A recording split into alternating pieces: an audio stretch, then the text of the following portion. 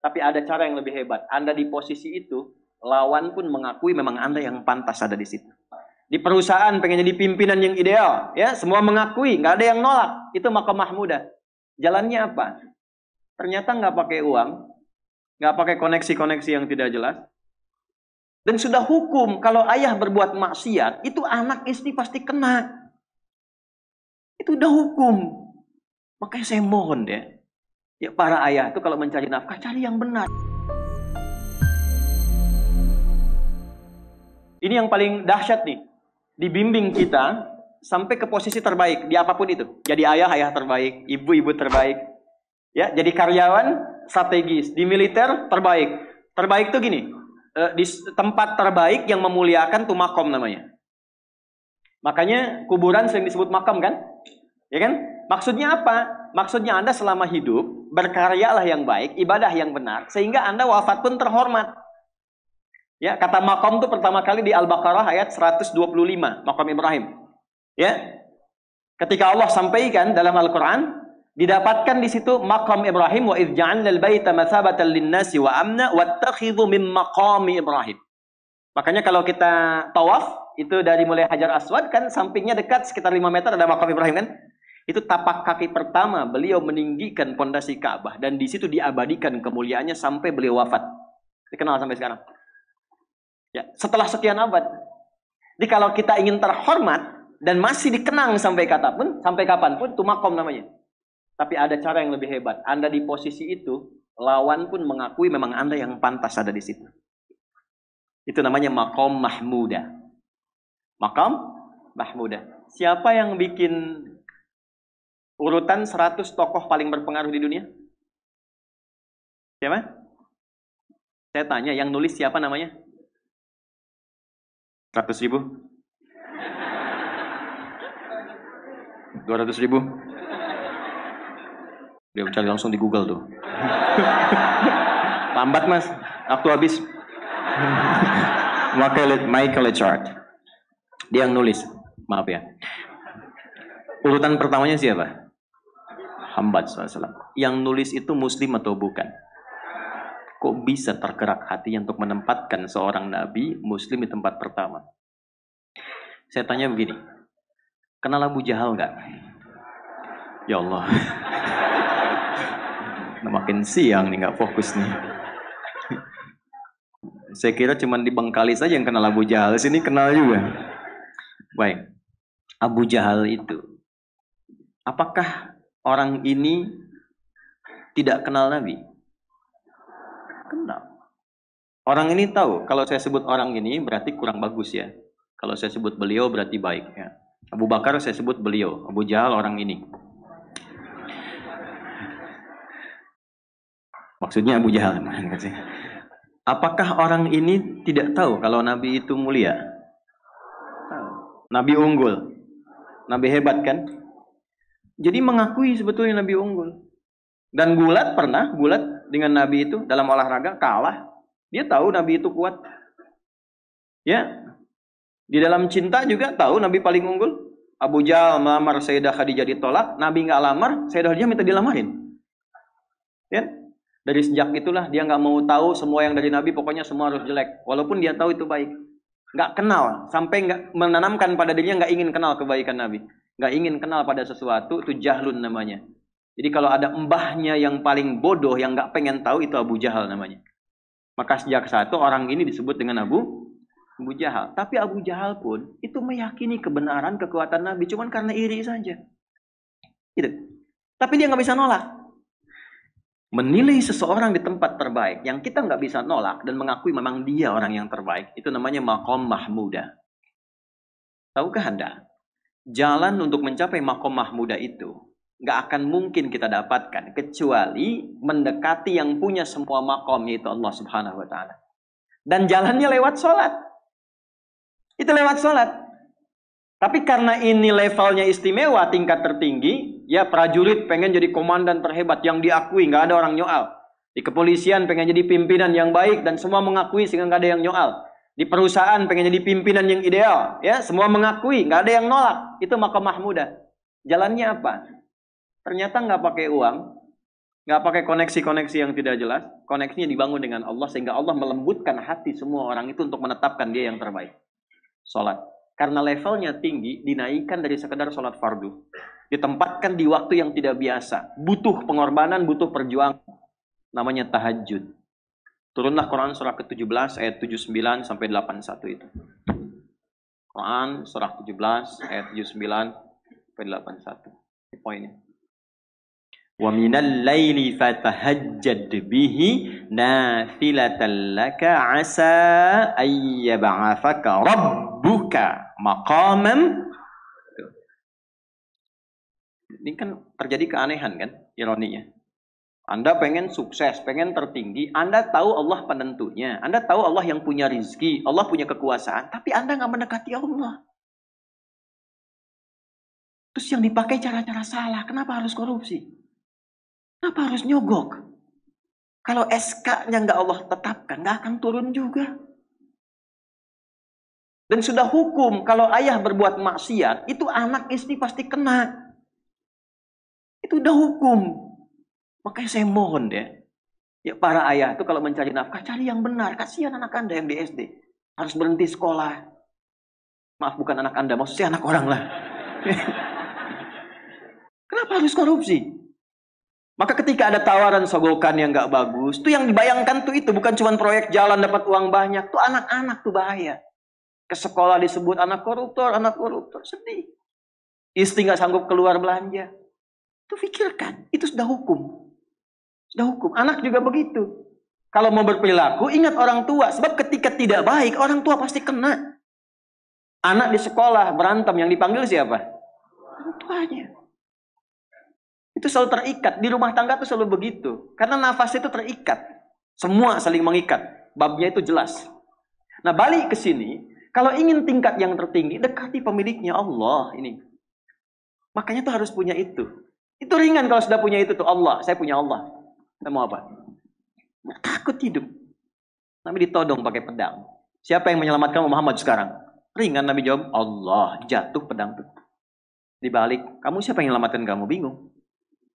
Dan punya Allah itu luar biasa. Nah, ini yang harus tanamkan pada jiwa. Punya Allah sebagai Tuhan.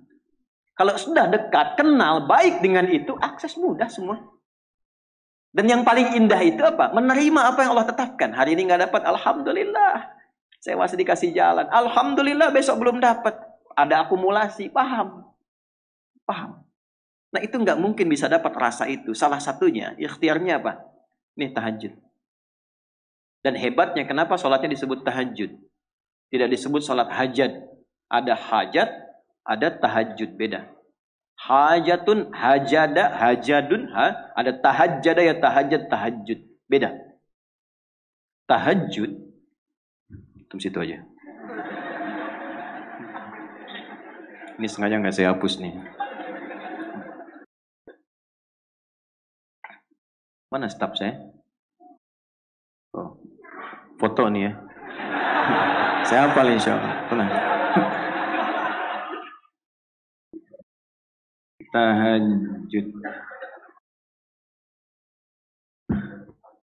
Asalnya dari kata hajada. Begini. Ha, jim, da. Ditambah ta di depannya. Lalu ada tasydid sebelum akhirnya. Ini akarnya 3 huruf. Ha, jim, da. Hajada itu asalnya bangun dari tidur malam. Tidur dulu, lalu bangun setelah itu. Itu hajada. Pelan-pelan. Paham sampai sini? Kita teruskan. Kalau kita ingin berusaha untuk bangun, mengoptimalkan diri untuk bangun, maka tambahkan tak di depannya. Berusaha untuk mendapatkan atau mencapai sesuatu. Kalau yang kita akan lakukan itu tidak mudah, nggak gampang bangunnya, sehingga butuh rencana, butuh persiapan, ya kan? Maka tambahkan tasydid sebelum huruf akhirnya. Dari kata syiddah, apa yang mau dikerjakan ini nggak mudah. Memang pengen bangun itu jam 3. Tapi kan nggak tiba-tiba ujuk-ujuk bangun jam 3, belum tentu. Ya kan? Kita harus rencanakan dulu supaya bisa bangun, saat bangun itu siap, bukan cuma bangun. Bangun jam 3, salatnya 4:30, ya kan jauh. Maka untuk bangun jam 3 itu butuh persiapan nih syiddah. Maka rencanakan. Pasang alarm 3 kali. Misal yang ikhtiarnya jam 2, jam 2.15, jam 2.30. Alarm jam 2 untuk mematikan alarm yang kedua. Gitu kan? Yakin saya Anda kalau pasang alarm malam tuh nggak satu, yakin? Bangun, ceklek, mati. Minimal ingat akan ada alarm berikutnya kan? Nah itulah tak. Allah itu sudah tahu modus-modus kita itu. Karena alim maha mengetahui. Detailnya kan kita lakukan kan Allah sudah tahu. Alarm yang kedua membangun kesadaran paripurna. Peringatan kedua. Kalau pengen bangun, enggak tertidur. Maka ketika sampai pada alarm ketiga, sudah sadar kita. Apa Bu, alhamdulillah. Lebih baik telat daripada enggak sama sekali. Bangun. Nah ini. Kalau kita tarik ke implementasi hidup, pengen level tertinggi itu butuh perjuangan. Latihan dulu, kan? Menguras fisik, energi, tenaga, biaya. Hasilnya indah. Tapi ada jalan cepat untuk mendapatkan itu. Nih aksesnya bangun kepada Allah. Gitu. Kalau kita tingkatkan ini, itu luar biasa. Jadi itu. Jadi. Nah, kalau ini terus ditingkatkan, terus tingkatkan, nanti membangun value yang terasa. Ada nilai-nilai yang terasakan, kita merasa lebih dekat dengan Allah. Yang biasanya tadi dipanggil adzan baru ingat sekarang, baru selesai subuh udah ingat isya. Nanti isya bagaimana, gitu kan urutkan. Tapi tetap zuhur juga, zuhur, asar, maghrib, isya. Waktunya kenal jam berapa. Bahkan dipetakan, saya nanti akan ke sini, masjid yang terdekat di situ. Jadi lihat peta itu, ya lihat peta jalan. Saya nggak sebut nama supaya nggak endorse. Itu lihat peta jalan. Itu dia petakan, saya akan sampai di situ jam berapa, durasinya berapa, masjidnya di mana. Kalau tertinggal di situ, di sini saya sholat Jumatnya. Sampai ke situ. Nah, value yang membuat kita semakin meningkat dekat dengan Allah, itu takwa namanya. Takwa. Disebutkan sebanyak 240 kali dalam Al-Quran. Nah, intinya itu ini nih. Jiwa takwanya. Kalau ini sudah ada, Allahu Akbar. Silahkan Anda keluarkan semua kata-kata takwa di Quran. Tidak ada kecuali yang indah semuanya. Quran surah 65. 65 itu babnya bab tolak. Surahnya At-Talaq. Tolak itu persoalan terbesar di rumah tangga. Nggak akan bisa terjadi yang demikian itu kalau ada takwa di dalamnya. Kalaupun mesti terjadi, itu spirit takwa mengarahkan pada yang terbaik. Makanya di ayat kedua di ujungnya, sampai ke ayat 3, apa yang terjadi? Di rumah tangga itu kan cuma 2 babnya. Satu masalah dari komunikasi, yang kedua materi. Perhatikan. Wa may yattaqillaha yaj'al lahu makhraja wa yarzuqhu min haitsu la. Siapapun yang mampu meningkatkan takwanya kepada Allah. Pakai man tuh, setiap personnya. Suami, istri, ayah, ibu, anak, satu keluarga mencoba meningkatkan takwa. Dia tahajud, bangun semua ingatkan. Bangun semua tahajud, salat duha, yuk ingatkan dimanapun. Alhamdulillah. Apa yang terjadi ketika dilakukan? Allah. Apa jawab Allah? Yaj'al lahu makhraja. Enggak pakai alif lam, makhraja. Masalah apapun yang engkau alami. Suami berangkat ada masalah. Ada masalah umum yang semua orang mengalami itu. Tapi yang ini enggak. Kena macet, ada macet, dia mau berangkat. Tiba-tiba diarahkan, jangan lewat situ Pak, macet, Bapak ke sini aja. Ya. Pak ikut kami saja Pak. Tiba-tiba patwal datang, ayo ikut. Ya, itu bisa terjadi. Wa yarzuqhu min haitsu la yahtasib. Bahkan rezekinya pun itu datang dari sisi yang enggak diduga. Enggak nyangka ya. Emang enggak sangka datangnya. Ya, habis sholat, tiba-tiba telepon masuk, belum selesai proyek ini, ada permintaan itu. Beda istidraj dengan takwa itu lain. Kalau istidraj itu bertambah tapi lupa Allah. Hati-hati. Proyek nambah, sholat lupa. Hati-hati. Hati-hati ya. Pekerjaan menambah, omset nambah, tapi nggak pernah bisa ngaji. Nggak pernah mampu sholat. Hati-hati itu. Dan paling bahaya kalau itu nambah terus sehingga membuat lupa semua ibadah. Itu istidraj namanya. Istidraj. Ancamannya akhirat tuh, hati-hati. Segera ingat. Tapi kalau semakin nambah, semakin ingat Allah, itu anugerah. Karena Allah telah menilai hamba ini paham menjalani kehidupan, sehingga dia ngerti. Makanya Utsman Abdurrahman bin Auf setelah masuk Islam, hartanya makin nambah. Karena kenapa? Karena telah dinilai layak mengelola harta, paham cara mengelolanya. Dapat segini, alokasikan ke sini. Dapat segini, alokasikan ke sini. Pak, di mana logikanya? Ada 600 truk hasil usaha. Bapak punya 600 perusahaan. Satu perusahaannya itu bergerak di bidang misalnya logam mulia. Ya, ada emas, ada berlian, ada macam-macam dan sebagainya. Satu kali Anda berhasil mendapatkan kurang lebih 600 truk logam mulia di dalamnya. Mau datang kemudian ke tempat Anda di jalan. Tiba apa yang terjadi? Ada komen tetangga kepada Anda. Misal, komennya nggak langsung, cuma ke teman tetangga Anda dengar. Waduh, Pak Asep hisabnya luar biasa kayaknya ya. Hisabnya, bukan berliannya. Hisabnya luar biasa, terus nyampe di telinga Anda. Kira-kira ketika mendengar itu respon Anda apa? 100.000? Bingung kan?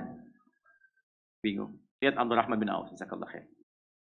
Datang 600 kafilah pakai unta. Isinya semua emas, berlian, perak, macam-macam. Heboh Madinah, bum bum bum bum bum bum bum. Tiba-tiba Sayyidah Aisyah komen radhiyallahu ta'ala anha. Beliau kan yang terdekat dengan Nabi, satu istri Nabi SAW. Jadi kalau sedaring satu Nabi, ada yang komen, kita tuh cuma 3 sikapnya. Like, share, and subscribe. Gak usah ikut komen lagi. Sukai, share, subscribe. Ikuti jalannya. Apa komennya? Secara singkat, kama-qalat. Aku pernah mendengar Nabi SAW mengatakan, Abdurrahman bin Auf itu agak lambat hisabnya. Ya, selambat-lambatnya cepat juga dibanding kita kan? Ya? Maksudnya apa? Ingin menggambarkan betapa banyak kekayaannya. Scan, checklist, semua. Ketika mendengar komen itu, apa kata Abdurrahman bin Auf? Saya jadikan semua yang baru datang itu saya sedekahkan semua untuk orang Madinah. Supaya mempercepat hisabnya itu. Saya sedekahkan semua. Bisa nggak begitu? Coba lihat handphone antum itu.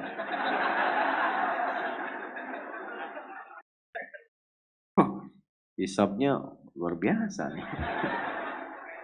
Buat anak yatim ya. Kasih.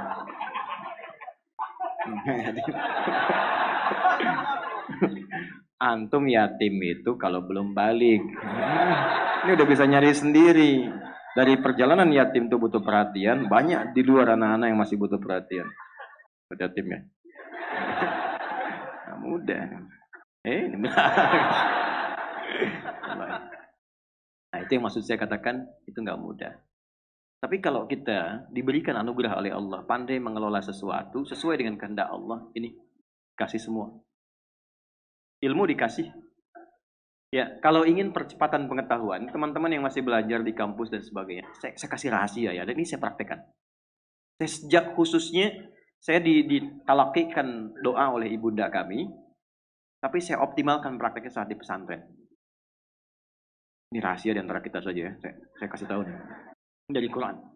Ternyata akselerasi pengetahuan itu bukan didapatkan dari sekedar perjuangan kita untuk belajar, membaca, kemudian ikhtiar intelektual dan fisikal, tapi ikhtiar spiritual itu mengaktifkan semua potensi-potensi akselerasi pengetahuan kita supaya kita dapat lebih cepat dari standar yang biasa dilakukan.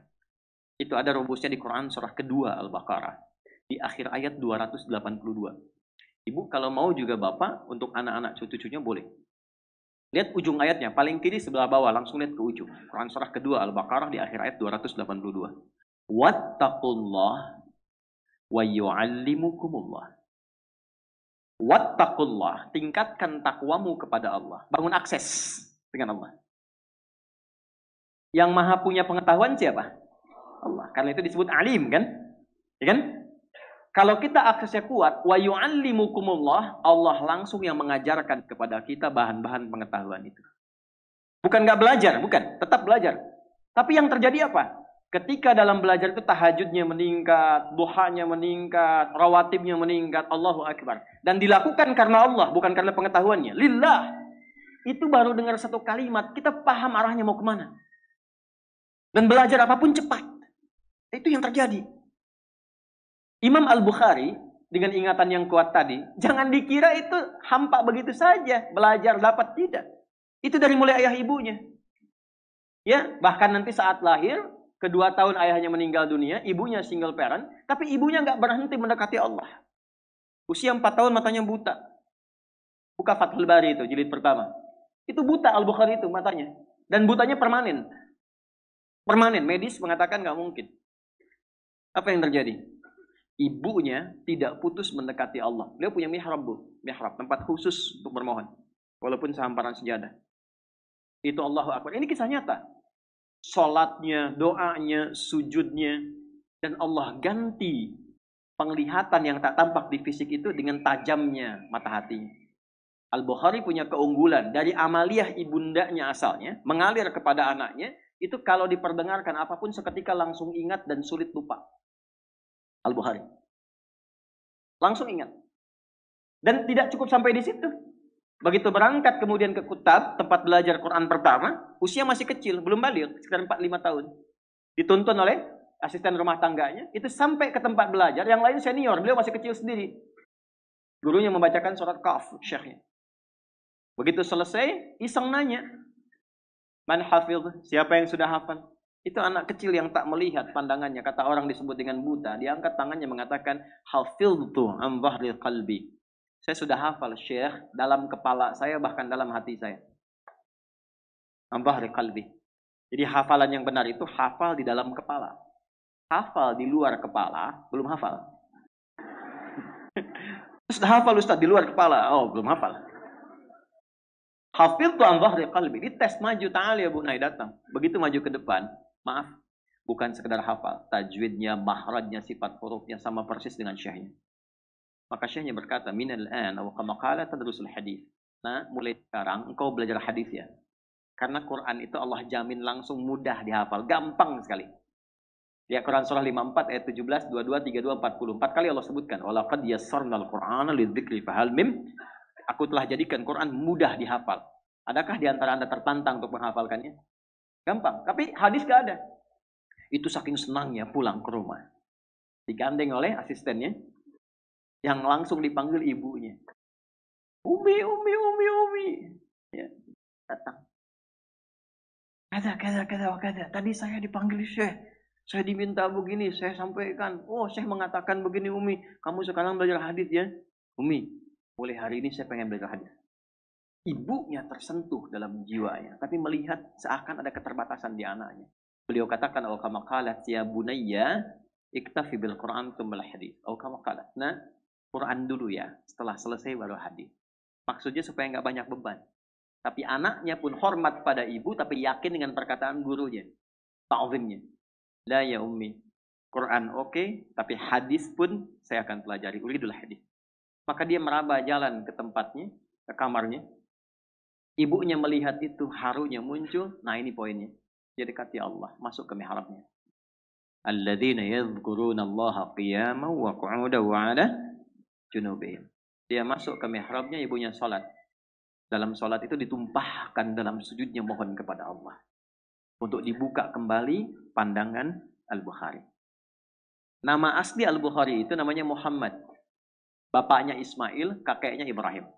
Kakek buyutnya Al-Mughirah, yang buyutnya Al-Bardizbah. Tinggal di kecamatan Ju'fah, Kabupaten Bukhara, Provinsi Khorasan, negaranya Uzbekistan sekarang. Karena dari Bukhara disebut Al-Bukhari. Nah, yang ingin saya katakan, nama aslinya Muhammad bin Ismail bin Ibrahim. Kalau diberi nama dengan nama orang soleh atau nama nabi, itu artinya tafa'ul. Tafa'ul itu mengharap kemuliaan, karomah, kebaikan yang melekat pada nama itu supaya bisa diteladani. Maka ibunya ketika khusyuk berdoa, selesai sholat masih doa, capek ketiduran. Dalam tidurnya itulah bermimpi dengan Nabi Ibrahim. Ini kisah nyata. Anda bisa lacak di Fathul Bari di jilid yang pertama.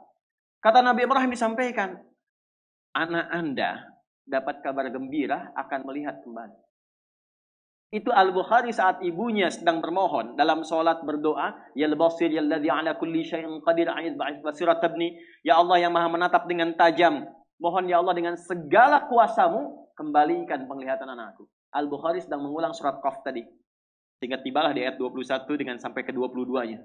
laqad kunta fi ghaflatin min hadha fakashafna 'anka ghita'aka fabasaruka al-yawma hadid. Ini ayat tentang situasi akhirat tapi percikannya diberikan pada Al-Bukhari dalam konteks kebaikan. Laqad kunta fi ghaflatin min hadha. Dulu kamu enggak bisa melihat. Ada penghalang. Fakashafna 'anka ghita'aka, maka hari ini kami ungkap, kami singkap semua penghalangnya.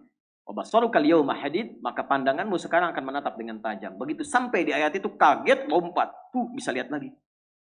Ini nyata. Nyata.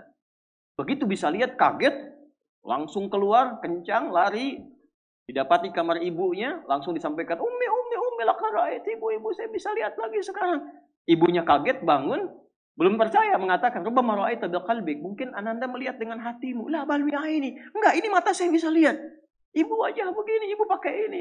Sekian benda kita begini. Haru berpelukan keduanya, disitulah meniti untuk belajar hadis sampai menuliskan Sahih Al-Bukhari dalam kurun waktu 16 tahun. Dimulai di Mekah, di Masjidil Haram, diakhiri di Masjid Nabawi sebagai hujjah bertemu Rasulullah. Al-Bukhari itu udah punya visi, pengen ketemu Nabi bawa sesuatu. Dia punya kebanggaan, dia Rasulullah. Dari kecil saya berusaha belajar hadis Anda. Saya kumpulkan itu untuk bawa bekal berjumpa dengan Anda. Itu apa yang dibawa? Ya ahli dunia. Terus kerja terus. Ayo, terus kerja. Kumpulkan tuh harta tuh. Banyakin pakaian tuh. Mewahin tuh rumah terus. Enggak apa-apa. Siapa yang mau dibawa saat pulang?